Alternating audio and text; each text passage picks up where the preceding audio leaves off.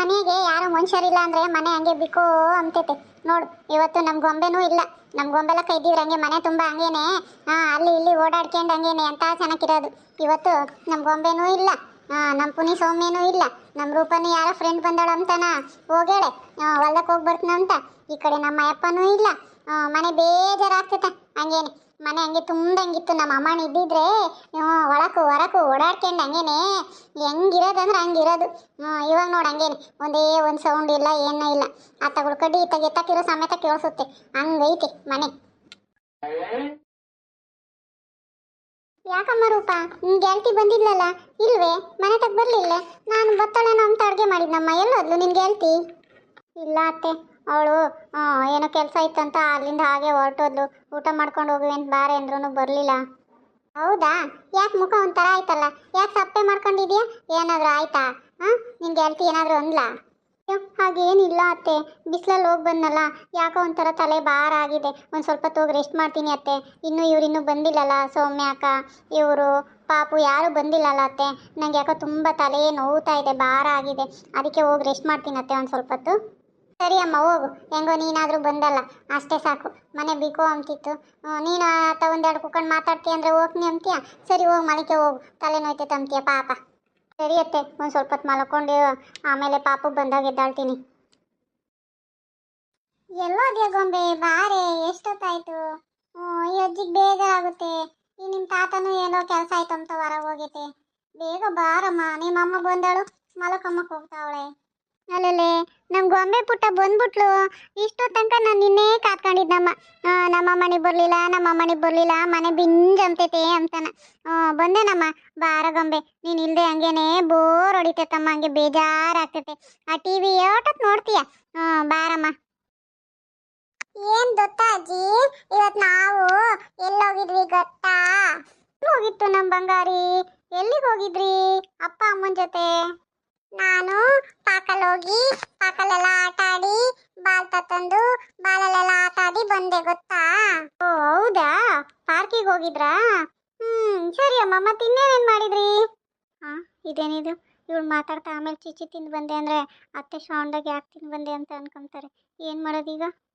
ನಾವು ಹೋಟೆಲ್ಗೆ ಹೋಗಿ ನಾವು ಚಿಚ್ಚಿ ತಿಂದು ಬಂದ್ವಿ ಗೊತ್ತಾ? ಏನೋ ಹೇಳ್ತಾವಳೆ ಇವಳು ಪುನಿ. ಚಿಚ್ಚಿ ತಿಂದು ಬಂದ್ವಿ ಅಂತ ಹೇಳ್ತಾವಳೆ ಅಂದ್ರೆ ನೀವು ಚಿಕನು ಮಟನ್ನು ತಿಂದು ಬಂದ್ರಾ?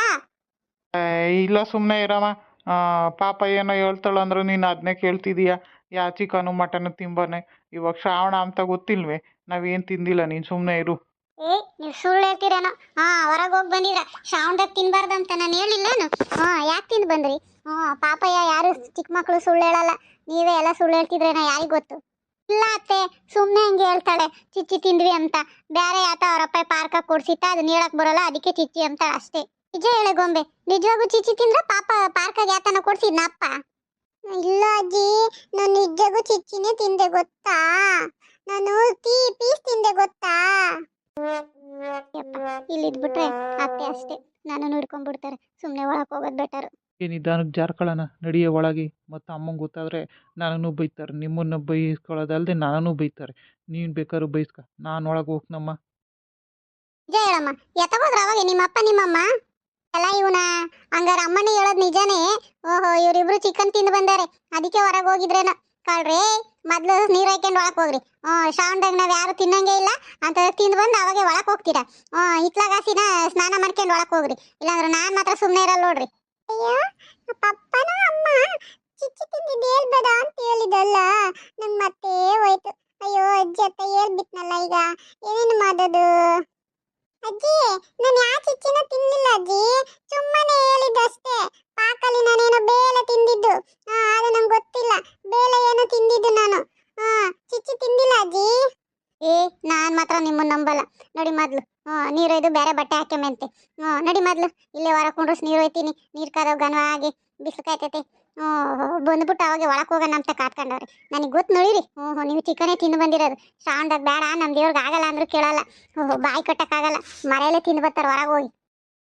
ನಡಿ ಮೊದ್ಲು ಸ್ನಾನ ಮಾಡಿಸ್ತೀನಿ. ತಿಂದು ಉಂಡು ಮನೆಗೆ ಬರ್ತಾರೆ. ಒಂದು ಸ್ವಲ್ಪನೂ ಭಯನೇ ಇಲ್ಲ ನಿಮ್ಮಪ್ಪ ನಿಮ್ಮ ಅಮ್ಮಂಗೆ.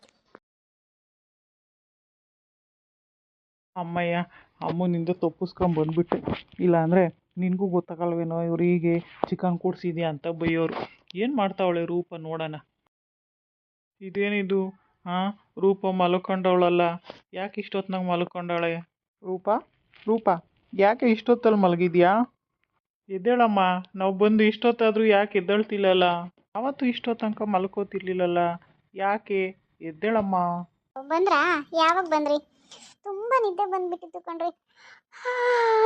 ಎಷ್ಟು ನಿದ್ದೆ ಬರ್ತಿತ್ತು ಅಂದ್ರೆ ಇವತ್ತು ಯಾಕೋ ತಲೆ ಬೇರೆ ಭಾರ ಕಣ್ರಿ. ಅದಕ್ಕೆ ತುಂಬಾ ನಿದ್ದೆ ಬರ್ತಿತ್ತಂತ ಮಲಗಿದ್ದೆ. ಯಾಕೆ ಒಂಥರ ಇದೆಯಾ? ಏನೂ ಇಲ್ಲ ಕಣ್ರಿ, ಯಾಕೋ ಇವತ್ತು ತುಂಬ ತಲೆ ನೋವ್ತಿತ್ತು. ನನ್ನ ಫ್ರೆಂಡ್ ಬಂದಿದ್ಲಲ್ಲ, ಹೊಲ ಎಲ್ಲ ಸುತ್ತರ್ಕೊಂಡು ಬಂದ್ವಾ, ಬಿಸಿಲಲ್ಲಿ ಹೋಗಿದ್ವಲ್ವಾ, ಅದಕ್ಕೆ ಯಾಕೋ ಒಂಥರ ತಲೆ ಡಿಮ್ ಆಗೈತೆ ಕಣ್ರಿ.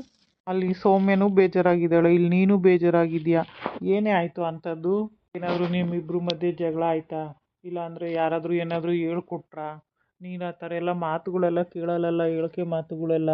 ಸೌಮ್ಯನೂ ಅಷ್ಟೇ. ಯಾಕೆ, ಏನಾಯಿತು? ಇಬ್ಬರ ಮಧ್ಯೆ ಏನಾದರೂ ಮಿಸ್ಅಂಡರ್ಸ್ಟ್ಯಾಂಡಿಂಗ್ ಬಂತಾ?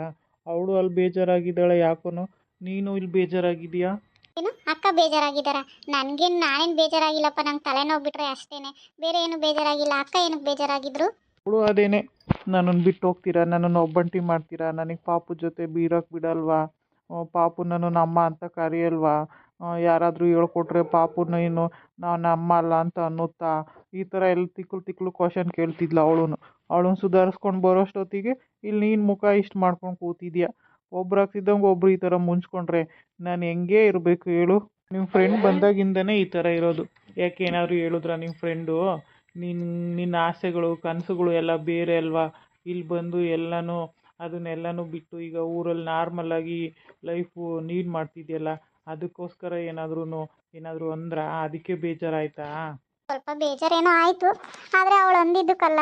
ನಾನು ಅವಾಗೆಲ್ಲ ಏನೆಲ್ಲ ಕನಸುಗಳನ್ನ ಕಟ್ಕೊಂಡಿದ್ದೆ, ಆದರೆ ಅದನ್ನೆಲ್ಲ ಅವಳು ಇವತ್ತು ನೀನು ಹಂಗಿದ್ದೆಲ್ಲ ಹಿಂಗಿದ್ದೆಲ್ಲ, ನೀನು ಆ ಥರ ಇರಬೇಕು ಈ ಥರ ಇರಬೇಕು ಅಂತ ಅಂದ್ಕೊಂಡಿದ್ದಲ್ವಾ ಅಂತೆಲ್ಲ ಅಂದಾಗ, ಆಗೊಂದು ಸ್ವಲ್ಪ ನಾನು ಅವಾಗ ಹೇಗಿರಬೇಕು ಏನೆಲ್ಲ ಅಂತ ಒಂದು ಪ್ಲ್ಯಾನ್ ಮಾಡ್ಕೊಂಡಿದ್ನಲ್ಲ, ಹಾಗೇನೂ ಆಗಿಲ್ಲಲ್ಲ ಅಂತ ಏನೋ ಒಂದು ಸ್ವಲ್ಪ ಮನಸ್ಸಿಗೆ ಕಸಿ ಬಿಸಿ ಆಯಿತು ಅಷ್ಟೇ. ಅದನ್ನ ಬಿಟ್ಟು ಬೇರೆ ಏನೂ ಇಲ್ಲ ಕಣ್ರಿ. ನೋಡು, ಬೇಜಾರು ಮಾಡ್ಕೋಬೇಡ. ಆ ಥರ ಏನಾದರೂ ಇದ್ದರೆ ನಿನಗೆ ಜಾಬ್ ಮಾಡಬೇಕಂದ್ರೆ ಮಾಡ್ತಿದ್ದಲ್ಲ ವರ್ಕ್ ಫ್ರಮ್ ಹೋಮು, ಈಗ ಪಾಪು ಆದಾಗಿಂದನೇ ತಾನೇ ಬಿಟ್ಟಿರೋದು. ಬೇಕಾದರೆ ಜಾಬ್ ಮಾಡು, ದಿನ ನನ್ನ ಜೊತೆ ಹೋಗೋಣ ಬಾ, ಅಲ್ಲೇ ಕೆಲಸ ಮಾಡು. ನಿನಗೆ ಮನೇಲಿ ಬೋರ್ ಹೊಡೆಯುತ್ತೆ ಅಂದರೆ ಏನು ಯೋಚನೆ ಮಾಡಬೇಡ, ಸರಿನಾ? ಬಾ, ತಲೆ ಒತ್ತುತ್ತೀನಿ, ಜೆಂಡು ಬಾಂಬಿದೆ ಹಚ್ಕೊಡ್ತೀನಿ, ವಾಸಿ ಆಗುತ್ತೆ. ಮಲ್ಕೋ, ತಲೆ ಮಸಾಜ್ ಮಾಡ್ತೀನಿ, ತಲೆನೋವೆಲ್ಲ ಹೊರಟೋಗುತ್ತೆ, ಏನು ಯೋಚನೆ ಮಾಡಬೇಡ. ಆ ಥರ ಏನೂ ಆಗೋಲ್ಲ. ಇನ್ನು ಮುಂದೆ ನೀನು ನನ್ನ ಜೊತೆ ಕೆಲ್ಸಕ್ಕೆ ಬಾ. ನೋಡ್ಕೊಳಕ್ಕೆ ಒಬ್ಬರು ಬೇಕು, ನನಗೂ ಹೆವಿ ಆಗ್ತಿದೆ. ಸರಿ ರೀ, ಆಯಿತು. ಮತ್ತು ಎಲ್ಲನೂ ದಿನ ಬಿಟ್ಟು ದಿನ ವೀಡಿಯೋ ಹಾಕ್ತೀರಾ ಅಂತ ಎಲ್ಲ ಬೇಜಾರು ಮಾಡ್ಕೊಂಡಿದ್ದೀರಾ? ಇಲ್ಲ, ನಾನು ನಿಮಗೆ ಆಲ್ರೆಡಿ ಹೇಳಿದ್ದೀನಿ, ಒಂದು ಸ್ವಲ್ಪ ದಿನ ಬ್ಯುಸಿ ಇರ್ತೀನಿ, ಒಂದು 20 ಡೇಸ್ ಅಂತ. ಒಂದು ಸೆಪ್ಟೆಂಬರ್ 6ರಿಂದ ಒಂದು 10ರವರೆಗೂ ಸ್ವಲ್ಪ ಬ್ಯುಸಿ ಇರ್ತೀನಿ. ಆವಾಗ ಅಲ್ಲಿವರೆಗೂ ಒಂದೊಂದೇ ವೀಡಿಯೋಸ್ ಬರುತ್ತೆ. ಮೊನ್ನೆ ಯಾಕೆ ಹಾಕಿಲ್ಲ ಅಂದರೆ ವರಮಹಾಲಕ್ಷ್ಮಿ ಹಬ್ಬ. ಸೊ ವರಮಹಾಲಕ್ಷ್ಮಿ ಹಬ್ಬ ಇರೋದ್ರಿಂದ ಎಲ್ಲರೂ ಪೂಜೆ ಮಾಡ್ತಾರೆ, ನಾನು ಅದೇ ಥರ. ಹಾಗಾಗಿ ಅವತ್ತು ಹಾಕೋಕ್ಕಾಗಿಲ್ಲ. ದಿನ ಒಂದಾದರೂ ಹಾಕ್ತೀನಿ, ವೆಯ್ಟ್ ಮಾಡಿ. ಸ್ವಲ್ಪ ದಿನ ಒಂದೊಂದೇ ಬರುತ್ತೆ. ಟೈಮ್ ಇದ್ದರೆ 2 ಹಾಕ್ತೀನಿ. ಅಲ್ಲಿವರೆಗೂ ವೆಯ್ಟ್ ಮಾಡಿ, ಆಮೇಲೆ ಕಂಟಿನ್ಯೂಸ್ ಆಗಿ 2, 3 ಹಾಕ್ತೀವಿ. Thank you.